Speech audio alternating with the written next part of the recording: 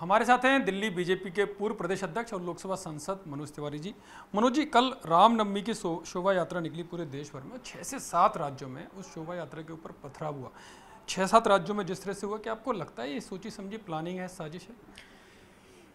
मेरी आंखों के सामने भी हुआ। मैं कल आसनसोल में था, शाम को चुनाव प्रचार का अंतिम दिन था, वहाँ उपचुनाव हो रहा है लोकसभा का। लोग शांति से अपनी शोभा यात्रा निकाल रहे हैं और राम जन्मभूमि का उत्सव ये तो हजारों वर्षों से भारत में हो रहा है, लेकिन इसमें भी एक राहत की बात है कि जितनी गड़बड़ियाँ पहले रामनवमी पे होती थी अब उससे कम हुई हैं। लेकिन उसके बाद भी 6-7 राज्यों में ये बड़े स्तर पे हुई है। पश्चिम बंगाल में मैंने खुद अपनी आंखों के सामने देखा, फिर फ़ोन से बात हुई, लोग घायल हैं, चोट लगी है। मेरा मानना है ये अचानक नहीं होता है, ये सोची समझी रणनीति है। और जो लोग फ्रंट पे पत्थर फेंकते हैं या हिंसा करते हैं, उनसे ज़्यादा दोषी वो हैं जो उनको इसके लिए तैयार करते हैं। मैं कई लोगों का, नेताओं का बयान देख रहा था, ओवैसी जी का भी बयान देख रहा था। ये ओवैसी जी और उनके कैटेगरी के लोग इन सब सारी नफरतों के पीछे खड़े हैं। लेकिन वो तो आरोप आप लोगों के ऊपर ही लगा रहे हैं ओवैसी साहब कि ये जो प्लानिंग आप लोग करते हैं कि देश भर में उन्माद फैले।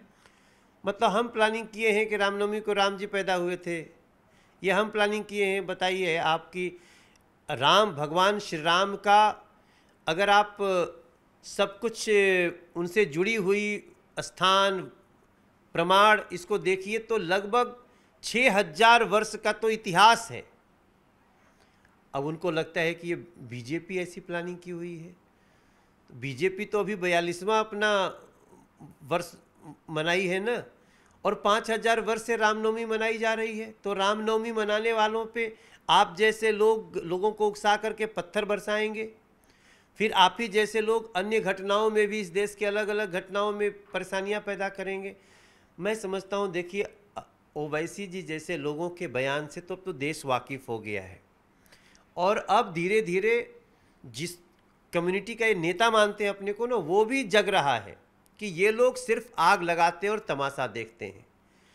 पुलिस अपने अपने राज्यों में इसका संज्ञान ले। पुलिस का आज उत्तर प्रदेश में क्यों नहीं हो गया? उत्तराखंड में क्यों नहीं हुआ? गोवा में क्यों नहीं हुआ? ये सारी घटनाएं वहीं क्यों हो रही हैं जहां जहां नॉन बीजेपी स्टेट है? मध्य प्रदेश में हुआ है, वहां पर बीजेपी की सरकार है। हाँ, कुछ हो भी सकती है, लेकिन वहां पे कड़ाई से निपटा जाएगा। जो मध्य प्रदेश में घटना हुई है, आप देख लीजिए, वहां पे शिवराज सिंह चौहान कितनी तत्परता से कार्रवाई कर रही है। लेकिन आसनसोल में क्या हो रहा है, बर्दवान में क्या हो रहा है, पश्चिम बंगाल में क्या हो रहा है?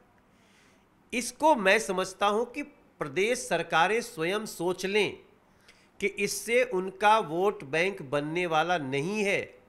ये समाज में जो इस तरह की हिंसा कराने की रणनीति अपना रहे हैं, इसको रोकिए। और मैं तो अब ये भी चाहता हूं कि ऐसी घटनाओं को, चाहे वो किसी धर्म के शोभा यात्रा पे हो, इसको देशद्रोह के ही अंतर्गत देखा जाना चाहिए। हम इसका भी मैं इस पर बात बढ़ाऊंगा, क्योंकि ये लोग अपराध करके बड़ी आसानी से बच जाते हैं। करौली की घटना हम लोग के सामने आई, राजस्थान की। तो इन सब घटनाओं पे मुझे लगता है कमी तो आई है, लेकिन अभी भी जो लोग हैं उन लोगों को कानूनी रूप से एड्रेस करना बहुत आवश्यक है। मनोज जी, ऐसी एक घटना जेएनयू में कल रात को हुई है। रामनवमी की पूजा हो रही थी। विद्यार्थी परिषद का आरोप है कि लेफ्टिस्ट जो वामपंथी छात्र संगठन है, उन्होंने उसमें उपद्रव किया। नॉनवेज की भी बात आई कि नॉनवेज खाया जा रहा था, वहाँ पर हिंसक झड़प हुई है। वो बहुत निंदा वाली बात है। मैं इसकी निंदा करता हूं जो कल जेएनयू में घटना हुई है। हम मारपीट का कभी भी समर्थन नहीं करते हैं, लेकिन रामनवमी पे ही क्यों झगड़ा हो गया? मतलब खाने की आज़ादी का मतलब ये थोड़ी होता है कि आप मंदिर में जा कर के मांस खाएंगे। खाने की आज़ादी का मतलब ये थोड़ी होता है कोई पर्व भूखा हुआ है, त्यौहार कर रहा है, और आप बोलेंगे हम तुम्हारे बगल में बैठ के चिकन मटन खाएंगे। जो भी समाचार हमको आया है, तो अब हमें ये भी नहीं बोलना चाहिए। ये वही जेएनयू है जहाँ एक छोटा सा ग्रुप ऐसे लोगों का भी है जो भारत तेरे टुकड़े होंगे में विश्वास रखते हैं, जो अफजल हम शर्मिंदा हैं, तेरे कातिल जिंदा हैं जैसे नारे में विश्वास रखते हैं, जो लोग कश्मीर फाइल्स जैसी फिल्में बनने से एकदम जले भुने पड़े हैं, तो उन लोगों ने जो भी हरकत कल की है पुलिस उसका संज्ञान ले रही है। हमारा मत है कि इसमें पुलिस को कड़ी से कड़ी कार्रवाई करनी चाहिए, क्योंकि जेएनयू अब एक अच्छे रास्ते पे, सुहाने रास्ते पे निकल पड़ा है। इसमें भी जो लोग डिस्टर्बेंस कर रहे हैं दे शुड बी पनिश्ड। चलिए, बहुत बहुत धन्यवाद। यह मनोज तिवारी की इनका साफ तौर पर कहना है कि जो भी ऐसा कर रहे हैं उनके खिलाफ कड़ी कार्रवाई होनी चाहिए। कैमरा पर्सन सुनील सागर के साथ यतेंद्र शर्मा, दिल्ली, न्यूज़ 18 इंडिया।